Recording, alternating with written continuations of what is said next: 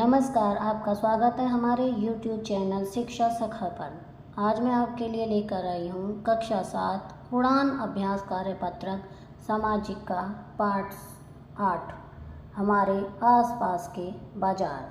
पिछली वीडियो में मैंने आपको पाठ 7 विज्ञापनों को समझना पाठ के अभ्यास का हल करवाया था।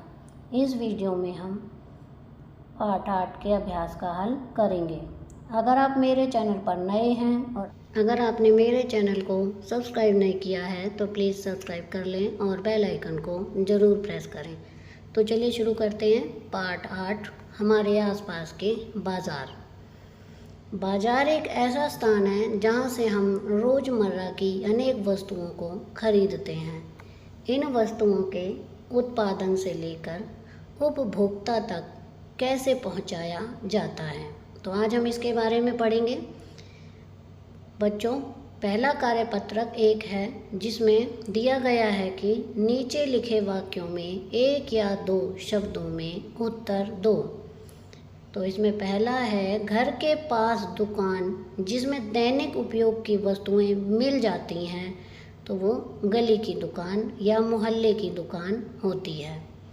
आगे है ब ऐसा बाजार जो सप्ताह में एक बार लगता हो और विभिन्न प्रकार की चीज़ें एक साथ मिलती हों, तो उसे हम साप्ताहिक बाजार कहते हैं। जैसे कि नाम ही है इसका सप्ताह में एक बार, तो इसी तरह जब हम इसे लिखेंगे तो ये हो जाएगा साप्ताहिक बाजार। शहरी इलाकों में पाई जाने वाली बहुमंजिला वातानुकूलित दुकानें जहां पर अलग अलग तरह की चीज़ें मिलती हों, उसे शॉपिंग मॉल कहते हैं। अगला है कार्यपत्रक 2। क्या है इसका प्रश्न? तुम अपने दैनिक जीवन में काम आने वाली वस्तुएं कहाँ कहाँ से खरीदते हो? तो इसमें हम लिख सकते हैं बच्चों, जैसे कि जहाँ हमारा घर है वहाँ गली में एक आधी दुकान तो अवश्य ही होती है, तो गली या मोहल्ले की दुकान से लिख देंगे।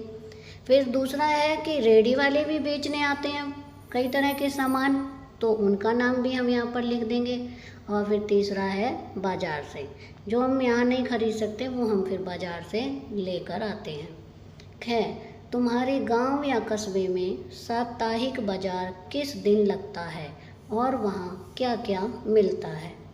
तो देखिए, पहले तो हम लिखेंगे कि सामान क्या क्या किस तरह से लाते हैं। बाज़ार से लाते हैं, साप्ताहिक बाज़ार से भी लाते हैं और रेहड़ी वालों से भी खरीदते हैं। तो अब साप्ताहिक बाज़ार किस दिन लगता है, तो हम लिखेंगे कि रविवार के दिन लगता है और घर का सारा सामान वहाँ पर मिलता है।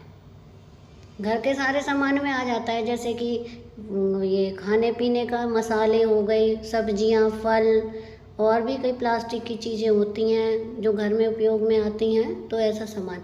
लेकिन जब हमें ज़्यादा सामान, बड़ा सामान खरीदना होता है तो फिर हम बाज़ार, बड़े वाले बाज़ार में जाते हैं।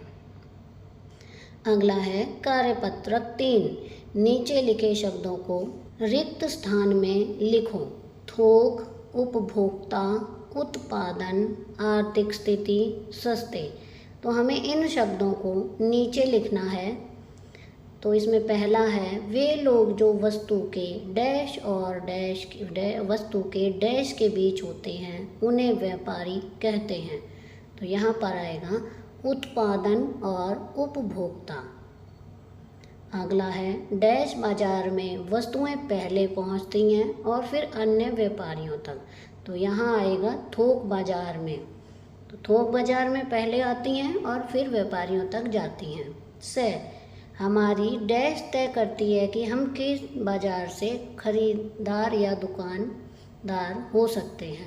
तो यहाँ पर आएगा आर्थिक स्थिति, यानी हमारे पास कितना पैसा है, हमें किस तरह से खर्च करना है और कितना करना है। साप्ताहिक बाजार शॉपिंग मॉल की तुलना में सस्ते होते हैं। तो शॉपिंग मॉल तो महंगे होते हैं, लेकिन जो साप्ताहिक बाजार होते हैं ये सस्ते होते हैं। कार्यपत्रक 4। नीचे लिखी चीज़ों को खरीदने के लिए कौन से बाजार में जाना होगा? तालिका भरिए। तो देखिए, इसमें दे रखी है लिस्ट: चावल, साबुन, तेल, मसाले, बच्चों के लिए कपड़े, घर के बर्तन, बच्चों में खिलौने, महिलाओं के गहने, घर के लोगों के कपड़े, मिठाई आदि। तो इसमें देखिए मोहल्ले की दुकान दी हुई है, साप्ताहिक बाजार दिया हुआ है और दोनों लिखे हुए हैं। तो साप्ताहिक बाजार में घर के बर्तन, बच्चों के लिए कपड़े, बच्चों के लिए खिलौने, गहने, घर के लोगों के कपड़े। मोहल्ले की दुकान पर चावल, साबुन, तेल, मसाले और मिठाई हमें दोनों जगह पर मिल जाएगी। मोहल्ले के आसपास भी दुकानें होती हैं मिठाई की और साप्ताहिक बाज़ार में भी मिठाई मिल जाएगी। लेकिन इनके अलावा भी बड़े बाज़ारों में ये सारा सामान हमें बड़े बाज़ारों में भी मिल जाएगा। तो यहाँ पर ये हमारा पार्ट 8 का अभ्यास का कार्य पूरा हो गया है। अगली वीडियो में पार्ट 9 बाज़ार में एक कमीज पाठ के अभ्यास का हल करेंगे। आपको मेरी ये वीडियो कैसी लगी मुझे कमेंट करके ज़रूर बताएं। प्लीज़ मेरे चैनल को लाइक करें, शेयर करें और सब्सक्राइब करना ना भूलें। Thank you.